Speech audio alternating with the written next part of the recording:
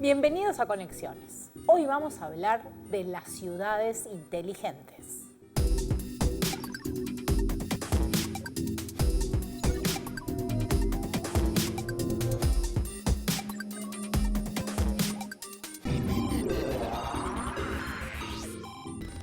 En los últimos años, la expresión ciudades inteligentes empezó a colarse en discursos políticos, en notas de tecnología y en planes urbanísticos. Pero, ¿qué significa realmente?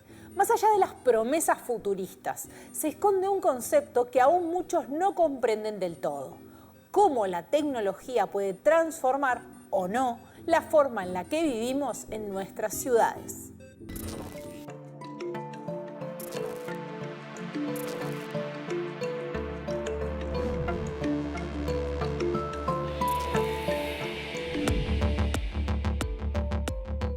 Más de la mitad de la población mundial vive en ciudades. Todas las casas están equipadas con paneles solares y sistemas inteligentes de monitorización. Se ha reducido el gasto público porque la ciudad optimizó algunos procesos.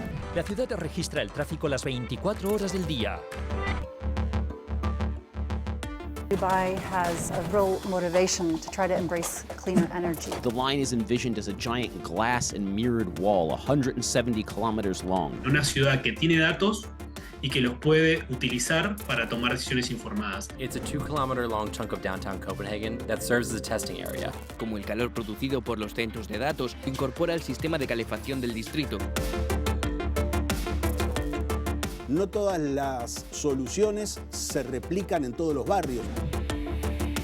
Alojarse no es vivir en la ciudad. Habitar en la ciudad es tener acceso a los servicios esenciales.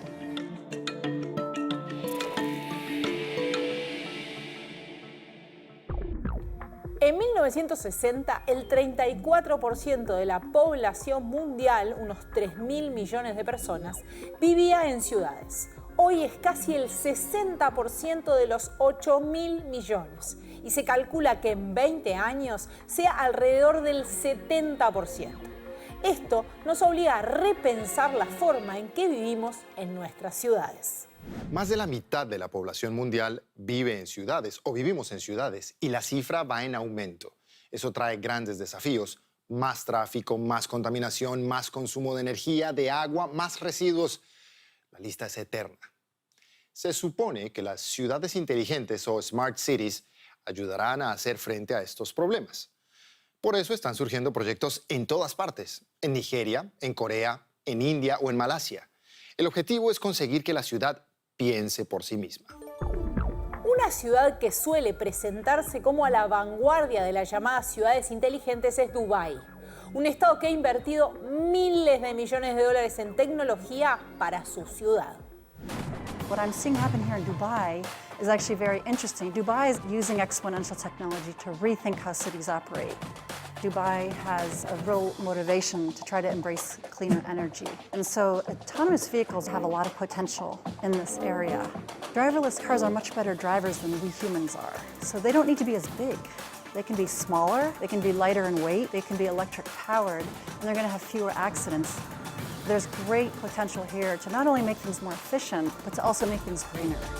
Otro país que está invirtiendo fuerte en ciudades inteligentes es Japón, que está usando tecnología digital como elemento central para construir nuevas ciudades. Por ejemplo, la ciudad de Fujisawa.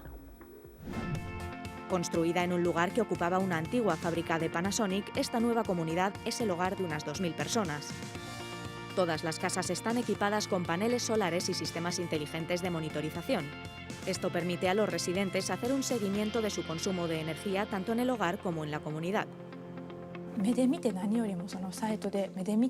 Ver las cifras por ti mismo tiene un gran impacto.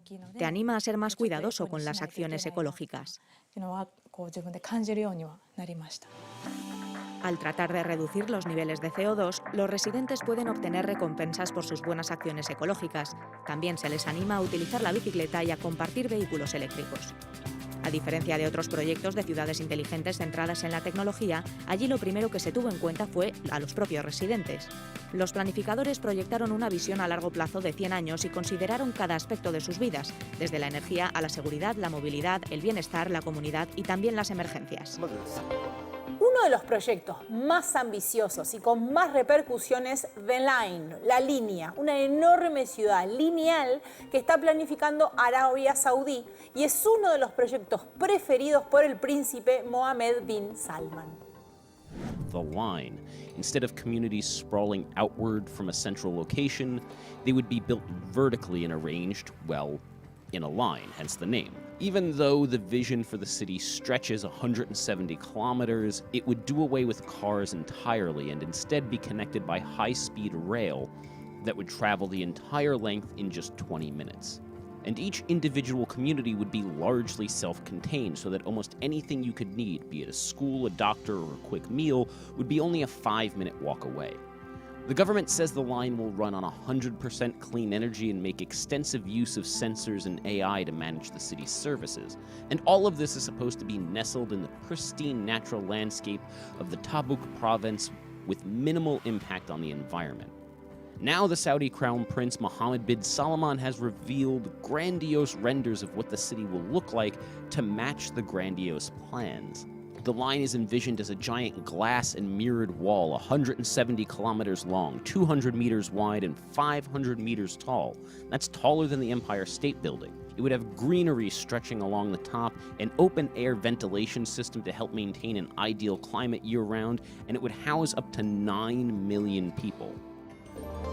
Estos tres ejemplos son muy grandilocuentes e impactantes, pero hay que tomarlos con pinzas. Dubái es una ciudad pensada para atraer a millonarios extranjeros, por lo que su desarrollo sería aprovechado por ellos y en muy menor medida por los locales. Con la línea hay muchas dudas respecto a cómo será su implementación.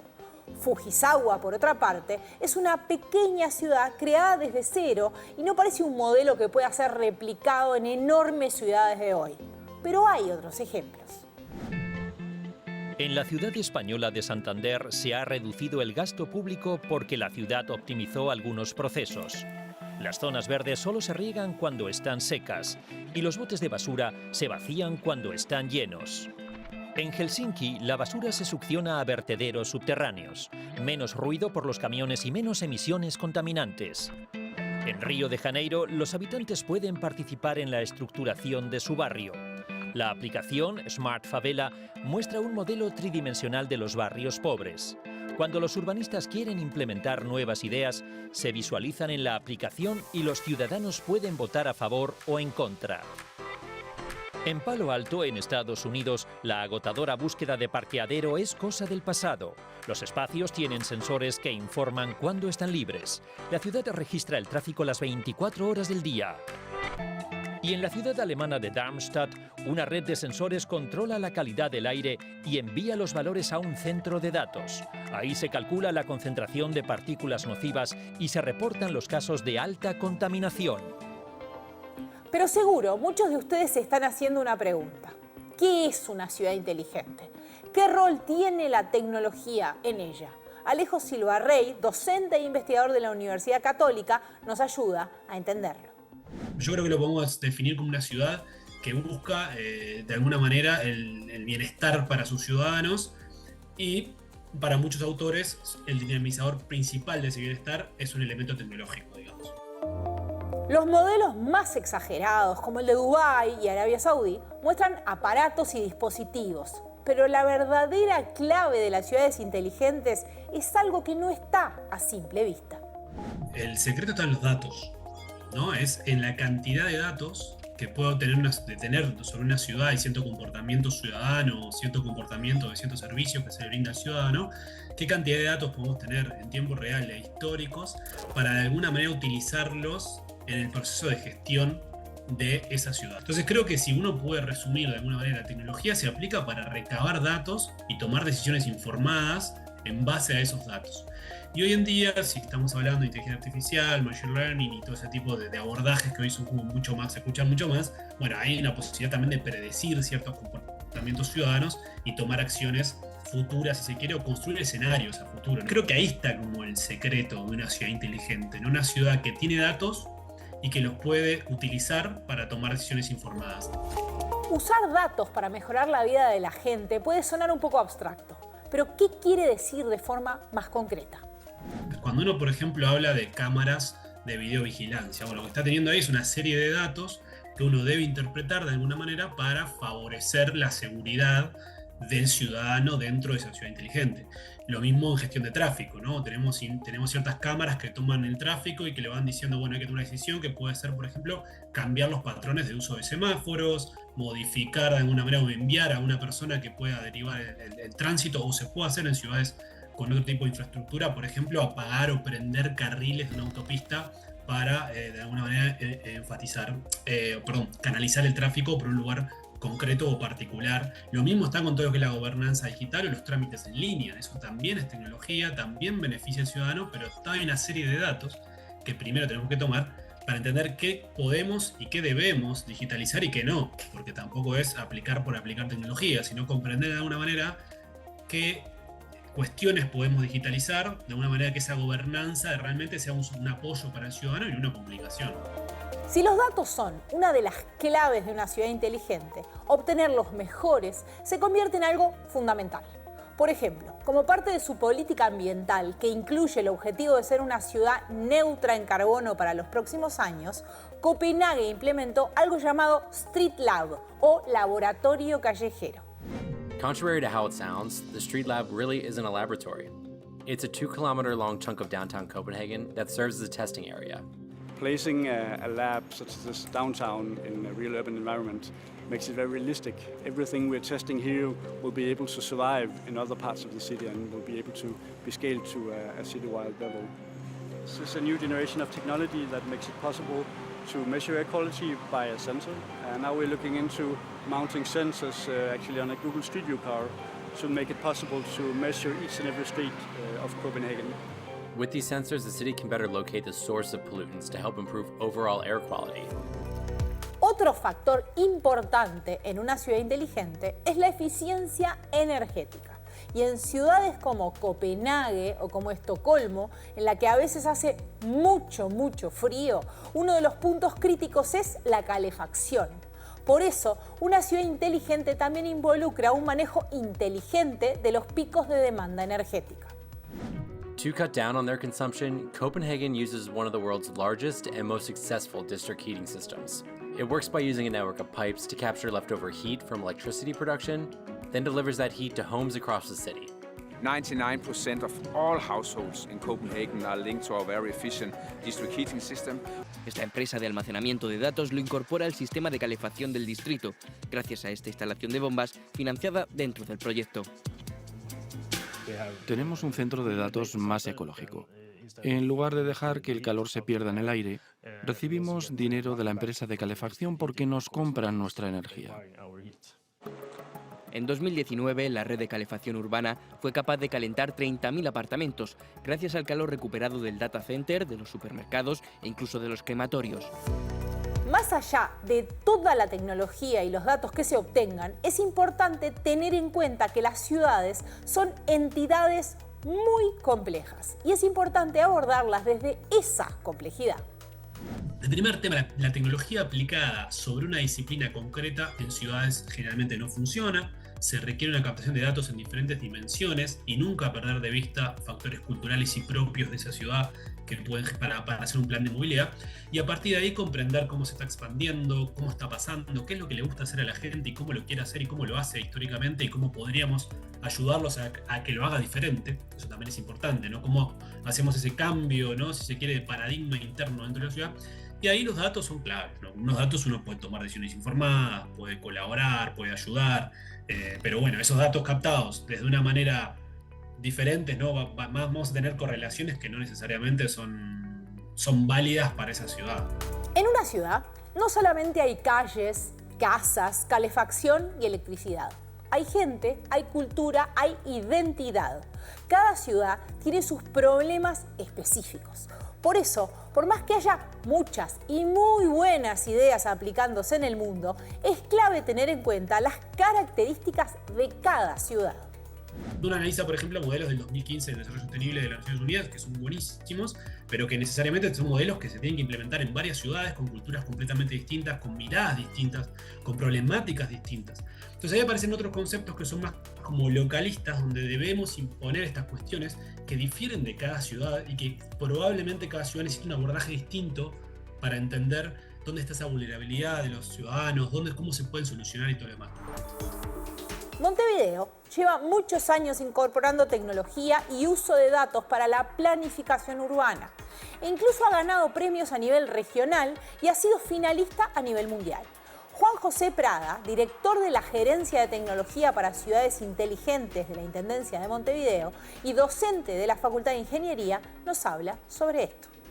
Montevideo ha ido incorporando, como decía, tecnología para mejorar su calidad, la calidad de sus servicios desde hace ya muchos años.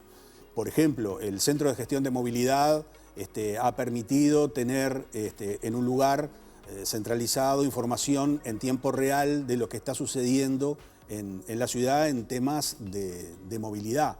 Entonces, estamos hablando de que paulatinamente hemos ido incorporando tecnología que precisamente lo que hacen es arrojar información para que nosotros podamos tomar decisiones en tiempo real. Uno de los temas clave de las ciudades inteligentes es el tránsito. Montevideo usa los datos disponibles para la planificación urbana. Nosotros, por ejemplo, desarrollamos una aplicación que toma datos de Waze, toma los datos del STM, los cruza y entonces precisamente puede determinar cuáles son, en qué horas y en qué arterias o en qué segmentos hay mayor o menor congestión de transporte, y eso permite hacer un montón de acciones. Generar un flechamiento, un cambio de flecha en un tramo de una calle, o generar alguna dársena para tomar doblar el semáforo a la derecha o a la izquierda. Pero tal como dijo Alejo Silva Rey, no cualquier idea puede aplicarse a cualquier ciudad y en cualquier situación. Eso es algo que Montevideo tiene en cuenta. El hecho de tener una solución que se aplique a una ciudad, eso es otro aspecto importante que tenemos que tener en cuenta los que gestionamos en las ciudades. No necesariamente se aplica a todas las ciudades, incluso en Montevideo. No todas las soluciones se replican en todos los barrios. ¿Por qué? Porque son realidades distintas, porque el territorio es distinto. Para identificar las mejores políticas para la ciudad y para cada barrio, la Intendencia de Montevideo trabaja en base a planes piloto que, de acuerdo a su evaluación, son aplicados o no. Trabajar en modo de pilotos, ¿no? O sea, pilotos, como decían, en distintas áreas urbanas de la ciudad, y es experimentar, evaluar los resultados y después llegar a la acción. Entonces, eso nos permite a nosotros ir modificando precisamente las distintas acciones en los territorios en función de los resultados que previamente estamos evaluando a raíz de la recolección de los datos arrojados por esos servicios. ¿Qué características hacen de Fujisawa una ciudad inteligente? Su red de metro automatizada que conecta con otras ciudades japonesas. Su diseño urbano basado en la eficiencia energética, con viviendas equipadas con paneles solares y sistemas de gestión del consumo. Un modelo de vigilancia masiva con reconocimiento facial en tiempo real.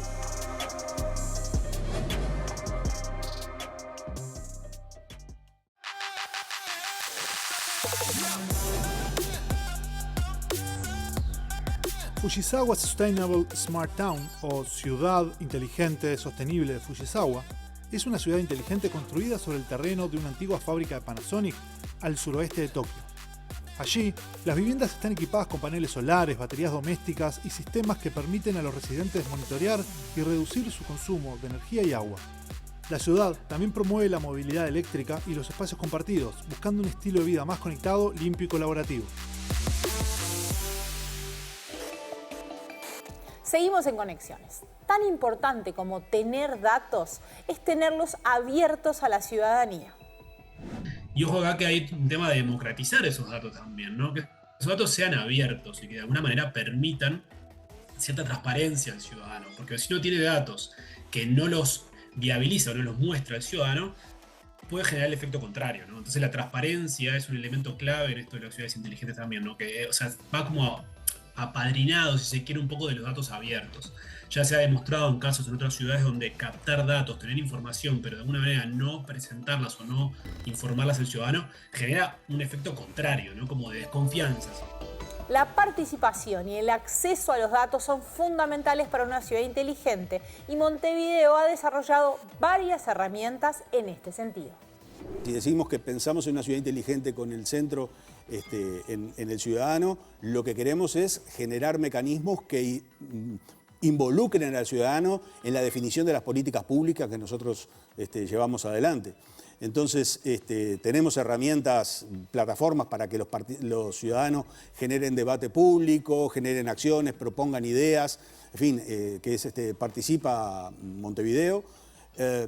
Pero un aspecto clave en todo esto es, yo decía, una ciudad inteligente es aquella que genera datos y con esos datos genera evidencia para tomar las decisiones. Bien, pero esos datos, además, Montevideo tiene una rica tradición en lo que tiene que ver con las políticas de publicación de datos y disponibilizar esos datos en formato abierto. ¿Para qué? Para que otras organizaciones o sociedad civil o la academia misma tome esos datos y genere investigaciones, papers o lo que fuera, insumos o, por qué no, aplicaciones, porque de hecho varias aplicaciones toman los servicios o datos abiertos que nosotros publicamos y generan otras aplicaciones para, por ejemplo, para el transporte colectivo. Por otro lado, tenemos también lo que llamamos el Montevidata o el Observatorio de Montevideo, que dividido en áreas temáticas habilita no solamente datos en tiempo real, sino también genera visualizaciones que son muy importantes para que cualquier ciudadano pueda entender precisamente este tipo de evidencias o este tipo de datos. Además de inteligente, se usan otros términos que parten de la misma idea, pero que presentan algunos matices. Uno de ellos es el de ciudades sostenibles, que hace énfasis en lo ambiental. Otro que ha tenido mucho desarrollo en nuestra región es el de ciudades sustentables. Alejo Silva Rey nos explica qué significa. Una ciudad sustentable tiene una perspectiva más cultural y de alguna manera tiene las tres dimensiones muy claras, muy atendidas, ¿no? Lo que es, si se quiere, todo el tema ambiental, todo el tema económico y todo el tema social, todo eso de manera equitativa, que eso es clave también. No es que yo tengo que priorizar más lo ambiental que lo económico o más lo económico que lo social, no, se trata de que sea un crecimiento equitativo y que todas las dimensiones, todo lo que está asociado a esas dimensiones, justamente estén equilibradas. ¿Dónde entra la tecnología? Y básicamente es el dinamizador de muchas de estas cuestiones. Primero de los diagnósticos, después de las herramientas, después de cómo hago para medir todos los temas ambientales para asegurarnos de que las playas están habitadas para baño, por ejemplo, o cómo darme cuenta que todas las cuestiones vinculadas al saneamiento están ok. Y bueno, todos esos elementos de la tecnología ahí aparece y nosotros hemos desarrollado de todo tipo de cosas vinculadas a energías renovables, a la generación de biogás, al compostaje, a lo que uno puede ocurrir en tema de residuos, ¿no? Bueno, para seguir profundizando, estamos con Leonardo Altman, que es arquitecto y docente de la Universidad de la República. Hola, Leonardo, ¿cómo estás? Hola, Ana. Muchas gracias por la invitación. Bueno, vamos a empezar por el principio. Más allá de la tecnología, ¿qué define a una ciudad inteligente como inteligente? Bueno, hay muchas facetas que tienen que ver con cómo pensamos la cuestión de lo que se ha denominado las ciudades inteligentes. Es decir, a veces pensamos que ponemos bajo un mismo paraguas un concepto que en realidad tiene distintas interpretaciones. Por ejemplo, a veces se habla, de una ciudad digital, una ciudad que se maneja datos, de alguna forma recolecta información. Se habla a veces a nivel de la literatura de ciudades inteligentes como aquellas que usan esa información para la toma de decisiones desde el punto de vista político, y se habla a veces de las smart cities como de las ciudades en donde todo eso está a disponibilidad del usuario, de Doña María, de cualquiera de los habitantes de la ciudad. Entonces, hay distintos estamentos y distintas facetas en las cuales podemos entrar a esta idea de este diálogo entre lo que tiene que ver con el mundo de los datos y la información y la vida urbana. Supone también como un abordaje con distintas dimensiones o distintos estándares, pero donde siempre entran en juego la cuestión bueno, de entender la vida de la gente en su cotidianidad, entender las cuestiones económicas, de gobernanza, de ambiente, digo, temas que tienen que ver con la vida urbana. Yo creo que hay que pensarlo como parte de la vida que tenemos como sociedad, cómo la sociedad dialoga con el espacio y cómo juegan esos datos y esa información en ese sentido. Y en un tejido urbano, digamos, hay distintos tipos de espacios, ¿no? O sea, ¿cuáles son esos espacios y cómo deberían dialogar o dialogan entre sí? Bueno, tenemos una historia de pensar la ciudad por partes, que es una, digamos, una herencia grande del urbanismo, de pensar a veces de pensar cosas rígidas como las zonificaciones urbanísticas o las normativas. Bueno, acá se puede construir tanta altura, acá las casas son de tales características, o en otras cuestiones como más identitarias. Este es mi barrio, esto es acá, es decir, hay mojones patrimoniales, identitarios, etcétera.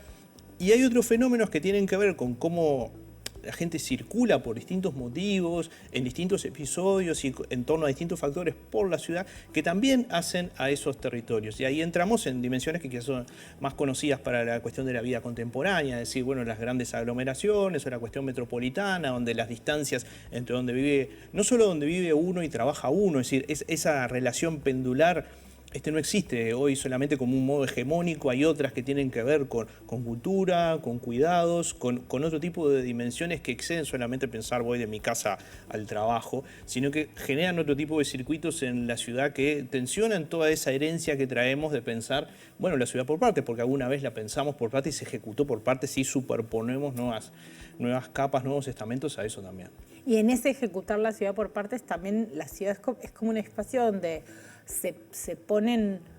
se ve la pugna de distintos intereses, ¿no? Hay como un conflicto que funciona dentro de una ciudad y eso, digamos, las ciudades inteligentes, el pensar la ciudad de otra manera, ¿cómo articula con eso? La idea es resolver esos conflictos, ¿cómo funciona?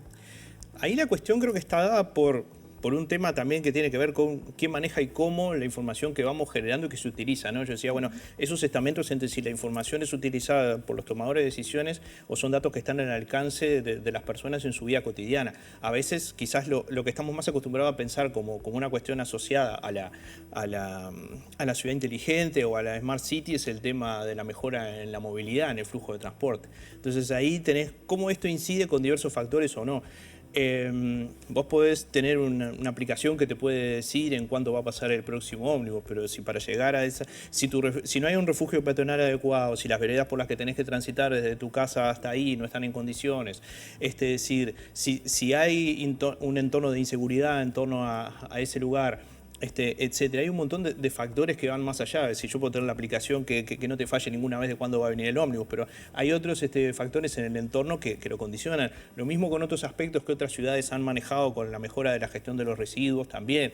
O sea, no hay sensor de alguna forma de contenedor lleno o otro tipo de sofisticación sobre cómo va a circular la recolección de residuos institucionalizada en la ciudad si tenemos problemas de convivencia, si tenemos factores socioculturales que condicionan también cómo un poco la gente se relaciona con eso. Entonces, en realidad, es un soporte que nos ayuda a pensar, pero que aparte no es algo contemporáneo en el sentido de usar datos en el territorio como un insumo para pensar a ver si mejoramos un poco la ciudad.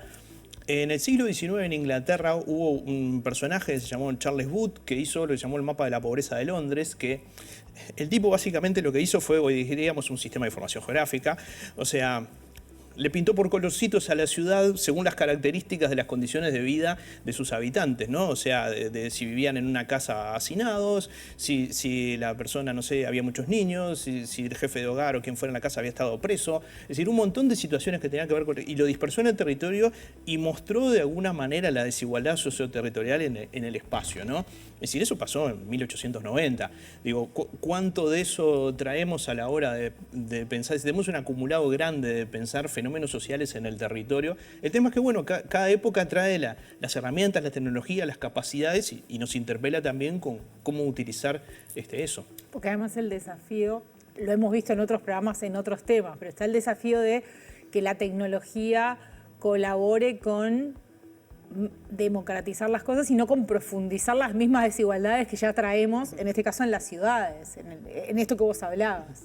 Claro, hay una cuestión como de cómo construir agenda, y creo que hay una parte importante de todo esto que tiene que ver con las políticas de datos abiertos y el tema, bueno, quién es el dueño, cómo gestiona esa información y con qué periodicidad se usa a nivel académico o institucional para ver determinados comportamientos en la ciudad y en qué medida entender algunos de esos aspectos nos puede ayudar a tener, creo que lo que pensamos de tener ciudades integradas, gente que de alguna manera disfrute de la vida urbana, que te sientas cómodo en tus trayectos cotidianos, que puedas acceder a bienes y servicios en la ciudad, moverte, es decir, a un montón de cuestiones que tienen que ver con la convivencia y la mejora de la calidad de vida cotidiana.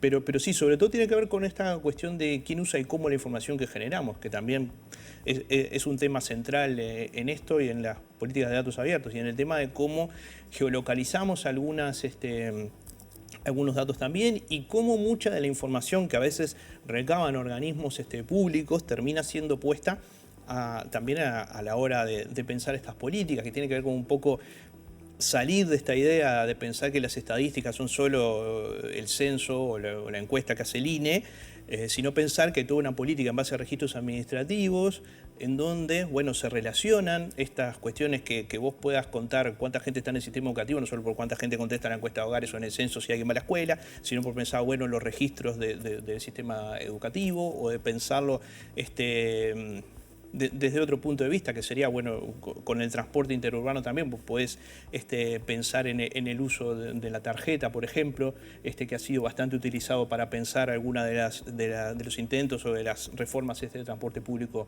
en Montevideo, el tema de pensar dónde se sube, dónde se baja la gente, cuáles son los horarios en los que los ómnibus más llenos en determinada parte de su trayecto.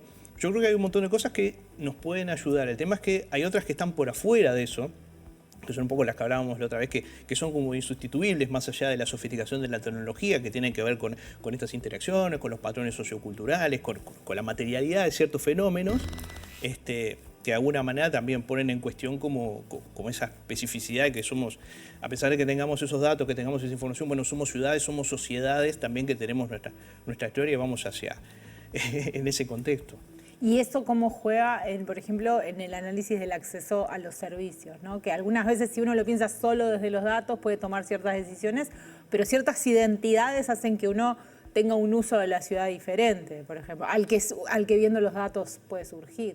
Claro, yo creo que hay toda una idea también que a veces en la investigación cualitativa sobre la ciudad se habla de los mapas mentales o se habla de los recorridos donde, bueno, más allá de que vos puedas poner un puntito acá y otro acá de cómo se mueve la gente o por dónde anduvo, en realidad hay percepciones del espacio urbano que son insustituibles desde el punto de vista de cómo la gente vive la ciudad, que sea tiene que ver con cómo pienso cómo están las veredas, con cómo están los edificios, con mi sensación de seguridad o no, con barreras simbólicas, o barreras físicas que tienen que ver con esos desplazamientos.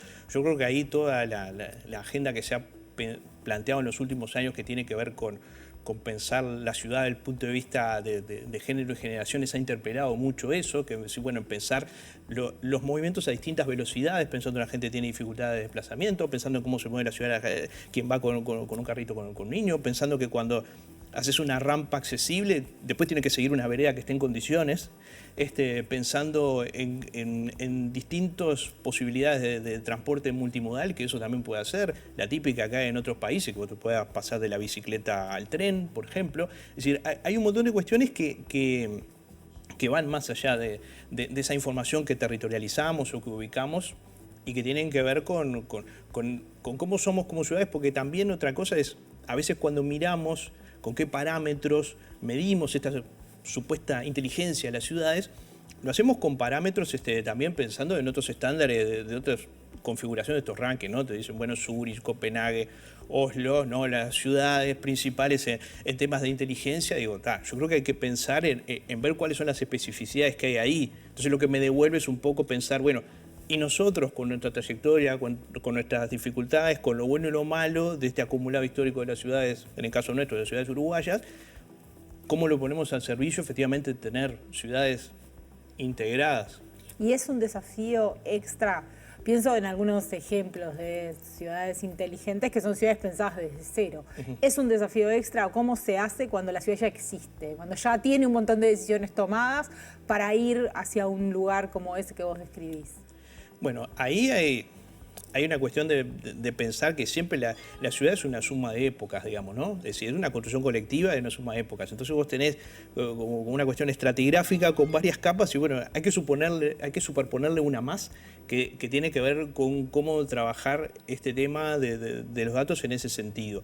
Entonces, las dificultades, yo creo que en el país, desde el punto de vista de infraestructura tecnológica, creo que son aptas, como decir, tenemos buena cobertura de fibra óptica, tenemos más de un celular por persona, tenemos digamos, una educación desde el punto de vista digital muy buena, tenemos el antecedente del plan Ceibal, digamos, hay un montón de aspectos que tienen que ver con una masa crítica sobre este tema. Tenemos problematizado, digamos, creo que suficientemente que tenemos información accesible. Lo pensamos en muchas de las aplicaciones que usamos, sean institucionales o colaborativas o lo que fuera.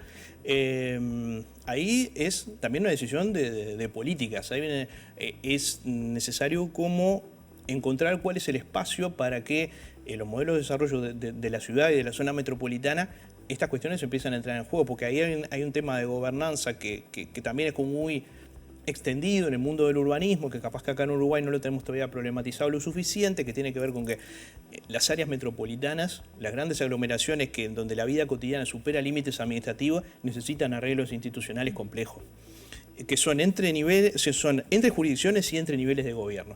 Entonces, por ejemplo, para pensar, ahora que está el tema, digamos, en el candente de la posibilidad de la mejora del transporte público con troncales o con trenes metropolitanos, no hay que pensar solamente en los arreglos institucionales de financiamiento, también hay que pensar, bueno, y está pensado un buen screening de todos esos desplazamientos realmente vistos con una mirada metropolitana, pensado no solamente en las relaciones hacia Montevideo, sino en circuitos transversales cada vez más complejos. O sea, me parece que ahí hay todo un tema de que hay que acompasar la discusión de las políticas sobre la ciudad y sobre el territorio con estos avances para que funcione, para que no tengamos datos que estén en un cajón virtual. O sea, para que la información que recopilamos sea aplicada a la implementación, al seguimiento de políticas y la participación ciudadana. Y por otro lado, para que las políticas que de alguna manera estemos pensando utilicen a pleno esas capacidades que hay. Leonardo, te pido que te quedes un rato con nosotros porque te voy a hacer otras preguntas, pero antes tenemos que llegar con ustedes a algunos conceptos más para poder volver a preguntarle a Leonardo algunas cosas que tienen que ver con las ciudades de 15 minutos. Seguimos en Conexiones. Otro concepto importante es el de las llamadas ciudades de 15 minutos. Este concepto fue desarrollado por el ingeniero, urbanista y pionero de la robótica colombiano radicado en Francia, Carlos Moreno. La ciudad de los 15 minutos es un concepto que busca mejorar la calidad de la vida urbana en ciudades compactas o en zonas de media y baja densidad. En este caso hablamos del territorio de la media hora. Se trata de ofrecer muchos servicios que son esenciales, evitando largos desplazamientos inútiles. Moreno observó que la ciudad había estado organizada durante décadas en torno a la producción industrial, el comercio, los negocios, la especulación inmobiliaria, pero no en torno a las personas. Su propuesta se basa en un foco en las personas para planificar ciudades que les garanticen cercanía a la mayoría de los servicios esenciales. Hoy en día estamos hablando de una proximidad que humanice la ciudad. Y el vector urbanístico y arquitectural que durante 70 años ha sido preeminente con las infraestructuras técnicas debe de transformarse bajo una visión de diseño de servicios para la calidad de vida en lo que le llamamos infraestructuras sociales. Una infraestructura no tiene razón de ser si no tiene un cometido social, ecológico y económico. Alojarse no es vivir en la ciudad. Habitar en la ciudad es tener acceso a los servicios esenciales. Eso es la calidad de vida a escala humana. El acceso a servicios básicos a una distancia cercana es importante, pero Alejo Silva-Rey señala que no basta con el acceso. Para evitar la segregación territorial, este acceso tiene que ser equitativo. Puede suceder, y ya hay algunas críticas que asocian a la guetificación, o sea, realmente yo estoy aquí, tengo 15 minutos un servicio de salud y otra persona tiene 15 minutos otro servicio de salud. Tienen que ser iguales. O sea, no es solamente el acceso en 15 minutos de todo, sino que ese acceso a ese servicio debería ser de características similares, porque lo que te va a pasar es que él accede en 15 minutos a un lugar espléndido, mientras que yo en 15 minutos accedo a un lugar que no tiene las mismas características o ventajas que tiene el otro. Hay quienes señalan que las ciudades de 15 minutos son parte de un plan para que al restringir el uso de autos tengamos menos libertad.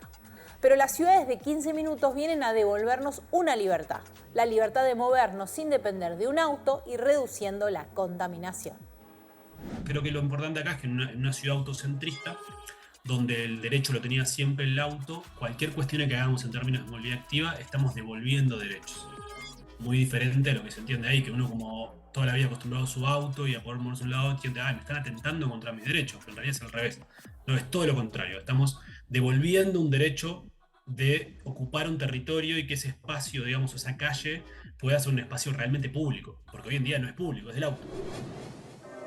¿Qué teoría conspirativa se ha difundido sobre las ciudades de 15 minutos? Que son una excusa para implantar chips de rastreo a los ciudadanos. Que son parte de un plan para limitar la libertad de movimiento, dividiendo a la población en zonas controladas digitalmente. Que el concepto fue creado por Bill Gates para experimentar con modelos de comportamiento social en espacios urbanos cerrados.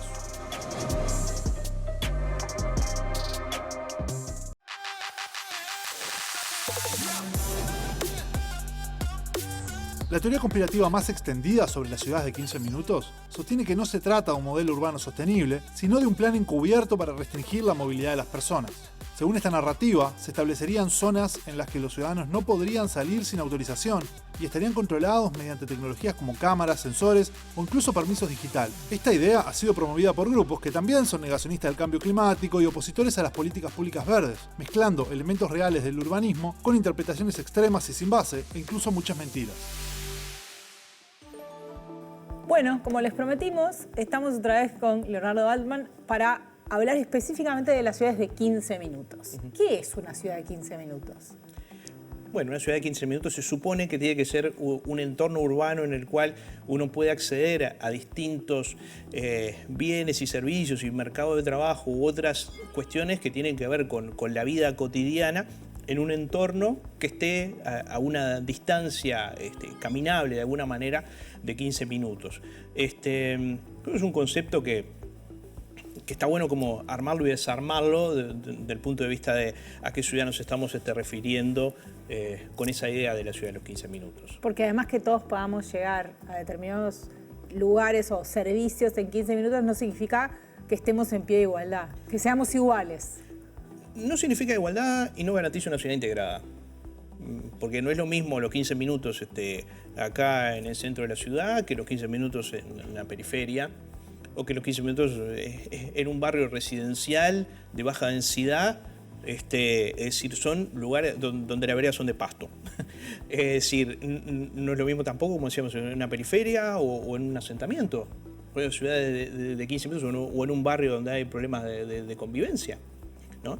Entonces, si bien sería adecuado tener una noción de proximidad en el acceso a la educación, a la salud, a la cultura, cierto entorno físico caminable, y que eso sea como un sinónimo de mejores estándares de habitabilidad desde el punto de vista urbano, la propia especificidad de los distintos lugares de la ciudad creo que condiciona mucho pensarlo en esos términos. Yo creo que es deseable tener una ciudad que sea amigable con el peatón, que permita transitar la movilidad activa, que te puedas subir una bici, que puedas andar caminando y que tengas buenas veredas, un entorno seguro, buena articulación con transporte público, que tengas cerca los servicios, que estés en un entorno seguro. Pero me parece que hay mucho para pensar atrás de esas cuestiones visto de pensarlo, no solamente como una cuestión estática y como de distancia óptima, ¿no? Pues si dijera, bueno, como si es un buffer a un puntito y lo que me queda a 15 minutos y lo que está afuera, marchaste, y lo que está dentro es toda una ciudad maravillosa. En realidad hay que pensar mucho en eso que decimos, ¿no? En estas trayectorias históricas, de pensar la conformación de distintos lugares y con qué herramientas desde el punto de vista de la política urbana estamos trabajando en esos entornos, ¿no? Pues decíamos, me parece que es un concepto que está bueno traerlo desde el punto de vista de pensar la accesibilidad, la movilidad activa, un acceso democrático a los servicios, una buena articulación con la planificación urbana a nivel de proyecto, a nivel de detalle, pero que tampoco puede funcionar como comprar un enlatado. A veces importamos conceptos que vienen de países centrales y que de repente no se adaptan a las realidades de las ciudades latinoamericanas. Bueno, yo creo que siempre tuvimos transferencia de políticas más o menos condicionadas, a veces transferencias desde el punto de vista cultural, otras veces transferencias condicionadas a posibilidades de financiamiento, transferencias más o menos implícitas siempre hubo. Yo creo que ahí el tema, como siempre, es bueno, cómo pensar que eso responde a esta especificidad de estos distintos lugares de la ciudad, porque si vos dijeras, bueno, en realidad yo tengo una política deliberada de mejora de un centro histórico de una ciudad del interior o en Montevideo, y bueno, lo quiero trabajar con el tema ciudad de 15 minutos, o puedo pensar un distrito universitario pensado desde ese punto de vista, o puedo pensar mismo una zona de negocios, pero no como un enclave tipo parque industrial, sino como una zona donde se concentran oficinas o edificios corporativos, y bueno, se pueden dar distintas estrategias en las cuales pensar esos entornos, pero parece que es eso, ¿no? Armarlo y desarmarlo. El enlatado tiene lo bueno y lo malo de que, bueno, por un lado viene enlatado, viene pronto, viene con una masa crítica que supuestamente lo plantea. Testeado. Pero por otro lado nos enfrenta como a esa implementación. Lo pienso no tanto en la zona metropolitana, sino muchas veces en las ciudades del interior, en las ciudades intermedias. Yo he investigado bastante sobre el tema de ciudades intermedias, sobre el tema del Uruguay no metropolitano, y a veces hay algunas especificidades de ahí que decimos, bueno, pero para implementar políticas pensando en ciudades de 4 o 5 kilómetros de diámetro, en realidad la ciudad de los 15 minutos ya está ahí. Está pronta. Está a paso peatón, por algo la gente se mueve en moto, por algo el transporte público en muchos casos es muy débil, ¿no? Ahí hay toda una cuestión que atiende como a pensar cómo tomamos esos proyectos o esas iniciativas que vienen porque vemos las imágenes, vemos los renders, vemos los clips en las redes y te encandila, decís, pero yo quiero que Montevideo sea así, y ves las calles peatonalizadas, la gente andando en bici contenta, decís, yo quiero esto, ¿no? Pero en realidad de alguna forma también hay que, bueno, y nosotros qué podemos de alguna manera trabajar para ir en ese sentido con nuestra historia, con nuestras cualidades específicas, ¿no? Muchísimas gracias, Leonardo, por estar con nosotros. Bueno, gracias a ustedes y a las órdenes. Y con ustedes seguimos en Conexiones. Estos nuevos modelos de desarrollo urbano presentan grandes oportunidades, pero es importante aplicarlos pensando en la gente y en la cultura de cada ciudad o de cada barrio. Hay que ser cuidadosos con estos conceptos. Yo creo que están buenísimos, tanto los de ciudades inteligentes, de ciudades sostenibles, el de ciudades de 15 minutos, pero siempre hay que atenderlo en un contexto bien de espacio, ¿no? El territorio, entender sus particularidades, sus complejidades, sus redes sociales. O sea, quiero sacar la feria, y no sé si queremos sacar la feria uruguaya, que tiene una característica, tiene un perfil cultural que está bueno, y bueno, en términos de movilidad, una feria en términos de limpieza y de movilidad puede afectar. Ahora, creo que es una clave y tenemos que ver la manera de que eso funcione, no al revés. Entonces hay que ser cuidadosos con todos estos movimientos, de vuelta, siempre con datos de toda la variedad posible y con una percepción en el ciudadano. Entonces, ¿qué se debe y qué no se debe hacer al momento de pensar en el futuro de la ciudad? Alejo Silva Rey nos responde. En primer lugar, lo que no se puede hacer es importar un modelo del extranjero y aplicarlo de manera unilateral, así como acá esto se aplica acá. Ese es el primer elemento que ya está claro, la ciencia ya lo dijo muchísimas veces, pero lo reitero porque es importante, no traer una receta de afuera, decir, bueno, vamos a construir Ámsterdam en Montevideo, no funciona. Entonces ese es el primer punto. Lo que no podemos hacer es importar un modelo o sí adaptar un modelo, pero no importarlo y y aterrizarlo al territorio así como de un momento para otro. Eso no se puede hacer. Ahora, lo que sí se debe hacer es un diagnóstico del territorio. Identificar realmente dónde están esos espacios que decíamos, esas casas que no están habitadas, dónde están esos lugares de trabajo actuales. Después definir un objetivo como ciudad. Queremos una ciudad que fomente la movilidad activa, queremos una ciudad que fomente el ocio, que fomente la cultura, que interactúe la cultura o las sociedades, queremos fomentar o no una brecha social. Esas son todas preguntas que tenemos que respondernos. Entonces, con el diagnóstico, un objetivo o una meta, si se quiere, o varias, básicamente, de lo que queremos en una ciudad, ahí implementar o poder ver cuál es el modelo que se ha demostrado efectivo en otros espacios, en otros territorios, que puede adaptarse mejor a ese diagnóstico, a esa situación actual de la ciudad y hacia dónde se quiere ir. Si bien estos modelos a veces parecen involucrar grandes proyectos de infraestructura o desarrollo tecnológico, en muchos casos lo que se necesita es algo bastante más pequeño. Y ahí aparecen acciones más de acupuntura, si se quiere, ¿no? Acupuntura ciudadana. Hay que apretar este puntito de la ciudad que es el que puede generar todas estas cuestiones, ¿no? Y empezar a analizar esas cuestiones. Y no necesariamente todo es infraestructura de largo, o sea, tengo que hacer un metro. No necesariamente, también eso es importante. A veces hay cambios que tienen esa lógica más de acupuntura, ¿no? De entender dónde hay que poner la presión y no de repente un mazazo de un cambio de infraestructura que de repente no necesariamente es una solución. Entonces ahí también hay una estrategia de transición que está asociado a lo económico, porque a veces cuánta inversión puedo hacer en esta transición, a lo social, cómo hago esa transición y que sea adaptada también por los ciudadanos, y por supuesto en lo ambiental, ¿no? Cuánto voy a afectar con esta transición a esos recursos naturales que son claves en la ciudad del futuro. Datos sobre nuestros movimientos, cámaras que nos miran, autopistas que se abren y se cierran solas. Las ciudades inteligentes parecen haber venido para quedarse. Del camino que tomemos con ellas depende si vienen a hacernos más felices o todo lo contrario.